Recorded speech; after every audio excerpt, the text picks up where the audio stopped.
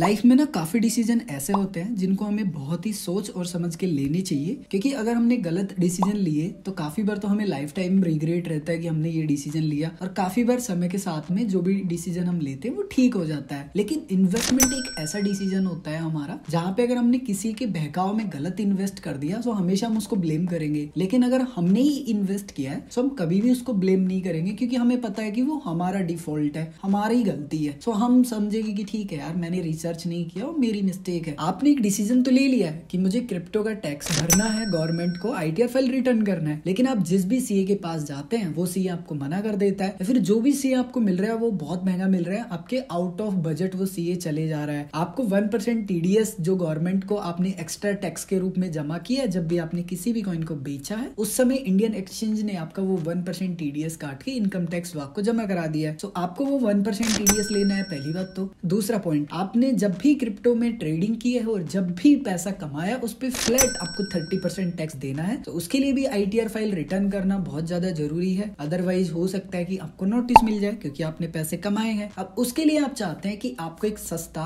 और बढ़िया आपको सीए मिल जाए। इस वीडियो के माध्यम से मैं 2 सीए आपको बताने वाला हूँ। जिस भी एसेट क्लास में मैंने पैसे इन्वेस्ट कर रखे हैं, इसके अलावा क्रिप्टो में मैंने पैसे इन्वेस्ट कर रखे हैं, सो एक ही साथ में अपना जो आईटीआर फाइल है रिटर्न वो उनसे करवा लेता हूँ। एंड उनके जो चार्जेस है वो भी बहुत कम है। इसके अलावा अगर आप उनसे बात करना चाहते हैं, फोन पे कुछ पूछना चाहते हैं, सो वो भी फ्री है, कॉल फ्री है। इसके अलावा व्हाट्सएप पे तो आप बात कर ही सकते हो। लेकिन इसमें ना कुछ बातें हैं वो आपको ध्यान रखनी होंगी। सो उम्मीद करूंगा कि आप सभी को वीडियो अच्छा लगेगा। सबसे पहली बात, मैं कोई फाइनेंशियल एडवाइजर नहीं हूँ, ना एक्सपर्ट हूँ। मैं अपनी तरफ से पूरी कोशिश करता हूँ कि फ्री ऑफ कॉस्ट आपकी हेल्प कर पाऊँ। बट अभी यहाँ पे बात आ रही है सीए की कॉन्टेक्ट डिटेल प्रोवाइड करवाने की। एक नंबर लेके चलते हैं, रफली मान लीजिए कि 1000 लोग इस वीडियो को देखते हैं, हो सकता है इससे कम देखे ज्यादा देखे, बट एक एवरेज लेके चलते हैं। मान लीजिए इसमें से सिर्फ 500 लोग हैं जिनकी समस्या है एक्चुअल में कि वो टीडीएस भरना चाहते हैं। उन्होंने इंटरनेशनल एक्सचेंज पे ट्रेडिंग की है, लेकिन जो गलती उसको भुला के वो टीडीएस भरना चाहते हैं, 1% टीडीएस क्लेम करना चाहते हैं, जो भी प्रॉफिट किया उस पर 30% टैक्स देना चाहते हैं। 500 लोग ऐसे हैं जिनको कुछ भी नहीं करना है, तो 500 लोग भी जो मैसेज है वो करेंगे या फिर कॉल करेंगे। सो उससे क्या होता है कि उनको हेल्प भी नहीं चाहिए और सामने वाले का जो ट्रैफिक है वो भी एक तरीके से जनरेट हो जाता है, उनको रिप्लाई करने होंगे। सो इसको फिक्स करने के लिए कि जो जेन्युइन प्रॉब्लम है वो ही उन तक पहुंचे, सो इसके लिए 199 का एक जो मेंबरशिप है सिंपली वो रखा है। जैसे ही आप मेंबरशिप ज्वाइन कर लेते हो आपको जो सीए है उनकी डिटेल मिल जाएगी, एंड जो भी चार्जेस होंगे वो सीए ही आपको बताएगा आपकी कंडीशन के हिसाब से कि आपका पोर्टफोलियो कितना है और कितने चार्जेस आपको लगने वाले हैं। आपको इस मेंबरशिप में 2 सीए मिलने वाले। पहला जो सीए आपको मिलने वाला है जिनसे मैं खुद अपना आईटीआर फाइल रिटर्न करवाता हूँ हमेशा। इसके अलावा जो दूसरे सीए की डिटेल आपको मिलने वाली है वो पब्लिक डोमेन में अवेलेबल है, लेकिन उनके चार्जेस काफी ज्यादा है। आपको स्टार्टिंग में ही पैसे पे करने पड़ेंगे। आप जब उनसे बातें करोगे एक तरीके से आपको जो आपका अपॉइंटमेंट है वो बुक करना पड़ेगा। लेकिन जो दूसरे सीए हैं वो आपसे कॉल करने के भी कोई चार्जेस नहीं लेंगे। आप व्हाट्सएप पे उनसे बातें कर सकते हैं, जो भी आपके सवाल है वो पूछ सकते हैं, आपसे वो चार्जेस नहीं करेंगे। सो ये आपको डिसाइड करना है कि दोनों में से आपको कौन सा सीए सेलेक्ट करना है। सबसे पहले मैं आपको एक छोटा सा प्रोसेस एक्सप्लेन कर देता हूँ कि आपको मेंबरशिप ज्वाइन कैसे करना है और जो सीए की डिटेल है वो आपको कहाँ पे और कैसे मिलने वाली है। आप किसी भी वीडियो को देख रहे हो, फॉर एग्जाम्पल आप फर्स्ट वीडियो देख रहे हैं CoinDCX का, आपको यहाँ पे ऊपर सब्सक्राइब वाले बटन के जस्ट बाजू में दिखेगा ज्वाइन का, जस्ट यहाँ क्लिक करेंगे। जो भी मेंबरशिप लेनी है वो आपको सेलेक्ट करनी है। जैसे फॉर एग्जाम्पल मुझे यहाँ पे 199 की लेनी है जिसमें मुझे सीए की डिटेल चाहिए, तो जस्ट मैं यहाँ ज्वाइन पे क्लिक करूंगा। अब आपके पास ना पेमेंट पे करने के 2 ऑप्शन होते हैं। पहला ऑप्शन होता है गूगल पे का, जो कि अगर आप एंड्रॉइड मोबाइल यूज करते हैं तो आपको पता होगा गूगल पे बैलेंस क्या होता है, कैसे काम करता है। दूसरा ऑप्शन होता है credit card, debit card and UPI का भी ऑप्शन आता है अगर आप मोबाइल एप्लीकेशन के माध्यम से पे करना चाहते हैं तो। उसके बाद में सिंपली आपको बाय पे क्लिक करना है। बाय पे क्लिक करने के बाद में जैसे ही आपका पेमेंट सक्सेसफुल हो जाएगा वैसे ही आप चैनल के मेंबर बन जाएंगे। मेंबर बनने के बाद में आपको ऊपर चैनल पे काफी सारे ऑप्शन दिखाई देंगे। आपको यहाँ पे कम्युनिटी के साइड में मेंबर्स का एक ऑप्शन दिखाई देगा, आपको इस पे क्लिक करना। उसके बाद में यहाँ पे स्टार्टिंग में आपको जो सीए है उनकी डिटेल देखने के लिए मिल जाएंगी। अगर आप ये जो मेंबरशिप और